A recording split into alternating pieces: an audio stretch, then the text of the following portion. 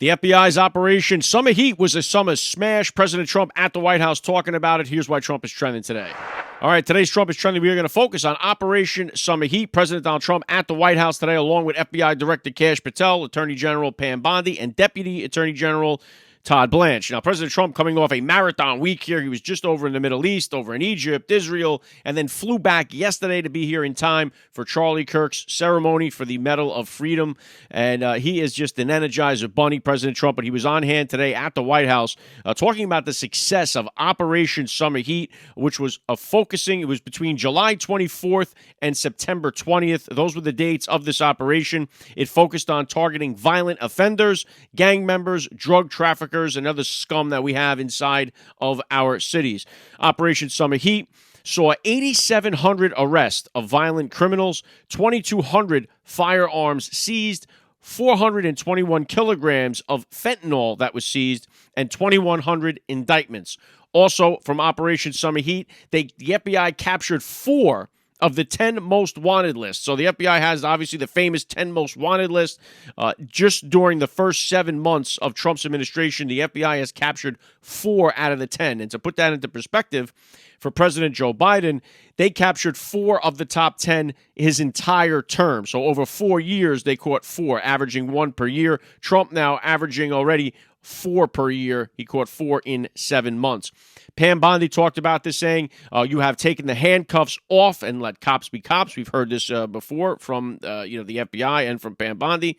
Todd Blanche, the deputy AG, said the arrests are making our streets safer. How much safer? It's a 20% drop in violent crime as a result of Operation Summer Heat. Also, all of these missing children that are out there, 5,400 children have been identified or found by this FBI. So this is a good thing that we are seeing. We know, and Kash Patel needs to rack up some wins here with the FBI, and it's good to see him getting some credit here because he has become, he is probably one of the most criticized in the Trump cabinet. People are coming after Kash Patel. Number one reason for that and for Pam Bondi is because of the Epstein client list. That has been the thing that has marred the Justice Department for President Donald Trump. So there's no question about that. The way that the whole thing rolled out and was handled was disastrous. We can't do anything about it. That's just what it is.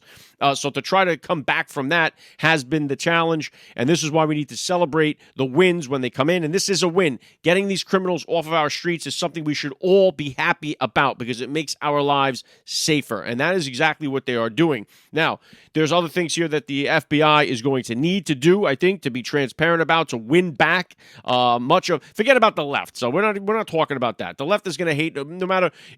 You could they could have got all 10 of the top 10 most wanted list. They would have found a way to crucify Kash Patel for it. So you forget about the left. We're not going to impress them no matter what you do. In order to win back some of the inside the right, some of the MAGA people.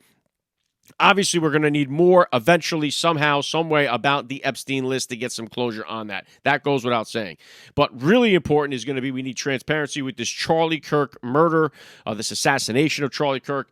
We need to have a lot more information. I know the trial is about to start here, but we're going to need to see some more of this investigation that has happened. Who else was involved with this kid, Tyler Robinson, that did this? Did he pull it off on his own? Did anybody else know? What has this investigation yielded? I know we will get more as the trial begins on this, but I think that just because it has split so much of the base over who was involved, the conspiracy theories are flying all over the place. We need to put a lot of them to bed with some concrete evidence and answers from the FBI on the Charlie Kirk assassination.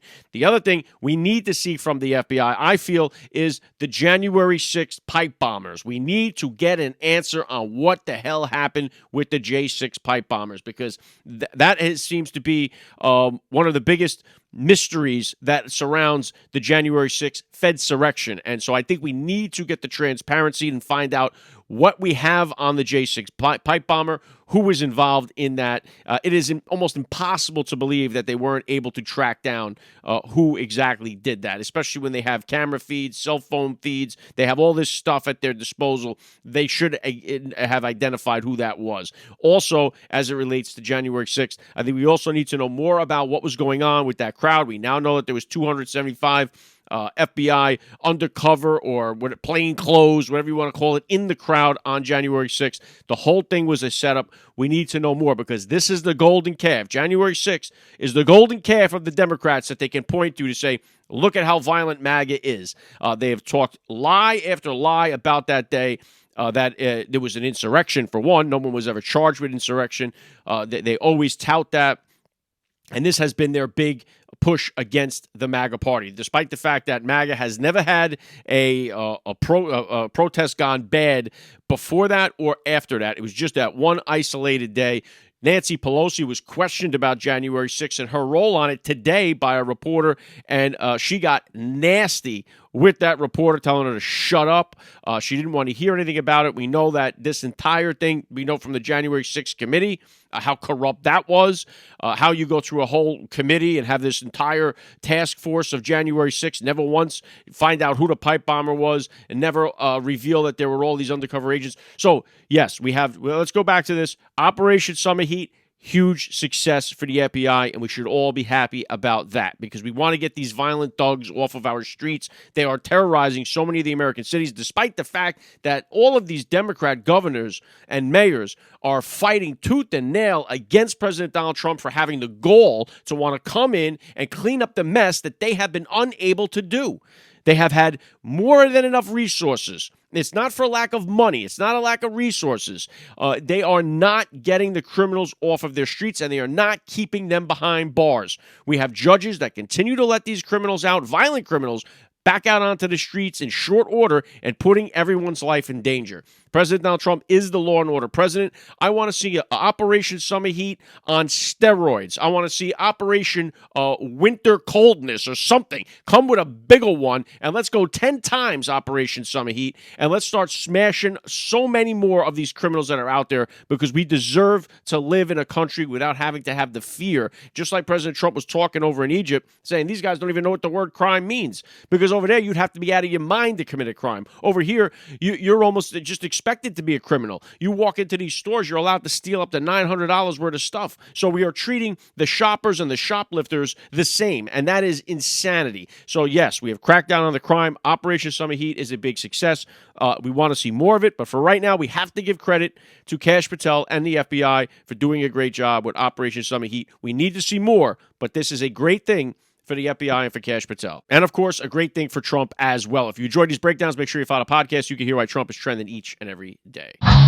Trump is trending, he's everywhere. From the news to the cat babies in our air.